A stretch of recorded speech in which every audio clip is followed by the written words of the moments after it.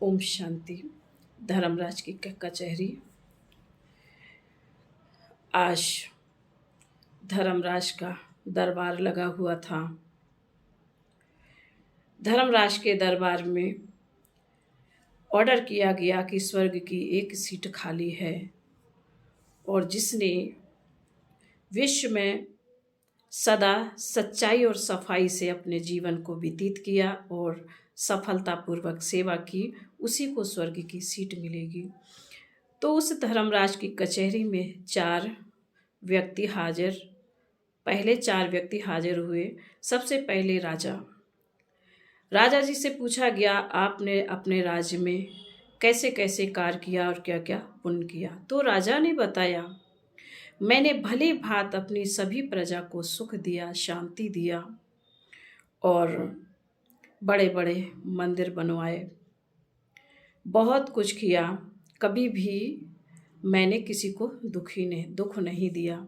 धर्मराज जी ने रजिस्टर को देखा और देख करके बोले, और कुछ? कह रहे, नहीं जी, हमने तो बहुत मेहनत से अपने राज को चलाया है, हमारी जनता सदा सुखी रही है। जब धर्मराज जी ने रजिस्टर को देखा तो उन्होंने कहा, ठीक कहा, लेकिन आपने अपने राज्य को हासिल करने के लिए कितनी लड़ाइयाँ की, कितनों की आपके राज्य में जाने गई, इसलिए आप स्वर्ग में जाने लायक नहीं हैं। राजा को बहुत पश्चाताप हुआ और वह पीछे हट गया। फिर वहाँ पर एक व्यापारी था, वो भी लाइन में लगा हुआ था।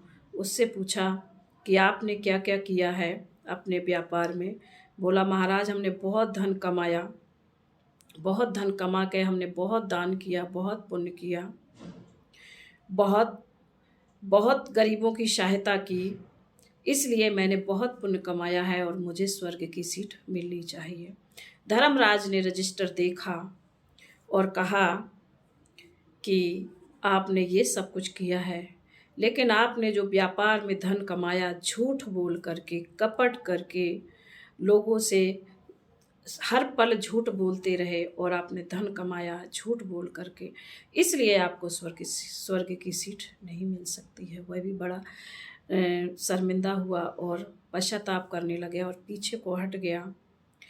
तीसरे नंबर लाइन में एक ब्राह्मण लगा हुआ था।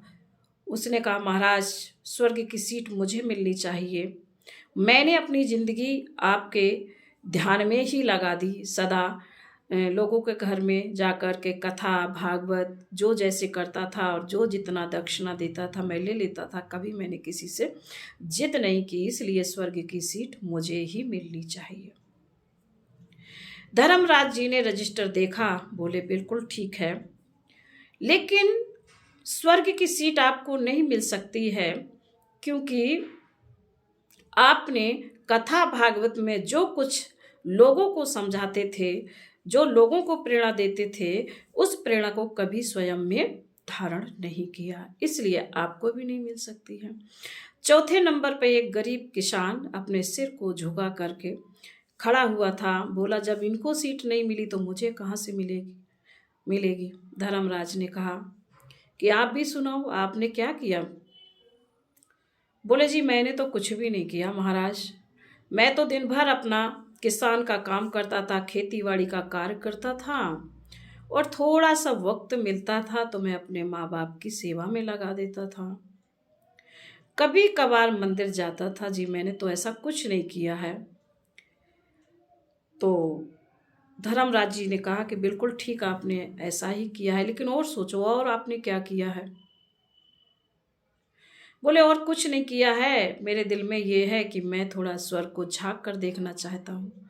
उन्होंने कहा, पहले अपने अंदर झांको, अभी आपने कुछ और शायद ऐसा कुछ किया हो।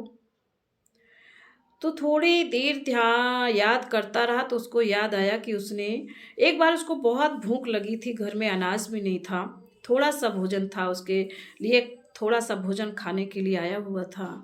उसी दौरान उसने देखा एक कुत्ता था, वह बहुत भूखा था, चल भी नहीं पा रहा था और भूख की वजह से करा रहा था। तो उसने वह थाली उस कुत्ते को दे दी थी और वह दिन भर भूखा ऐसे ही सो गया, पूरा दिन भूखा रहा। धर्मराज ने जैसे ही सुना, कहा ठीक, आपने ये बहुत बड़ा पुण्य किया, आपको ही स्वर्ग की सीट प्राप्त होगी। तो उन्होंने कहा महाराज स्वर्ग झांक कर तो देखने दो। करें नहीं, आपको तो सीट ही मिल जाएगी, आप स्वर्ग की सीट के पात्र हैं। इसलिए हमारी कहानी यही प्रेरणा देती है कि हमें सदा सच्चाई और सफाई से परमपिता परमात्मा को याद करना है, कभी किसी को दिल नहीं दुखाना है, कभी किसी से झूठ नहीं बोलना है, और सदा बाबा की श्रीमत पर चल सदा आगे बढ़ते रहना है। ओम शांति।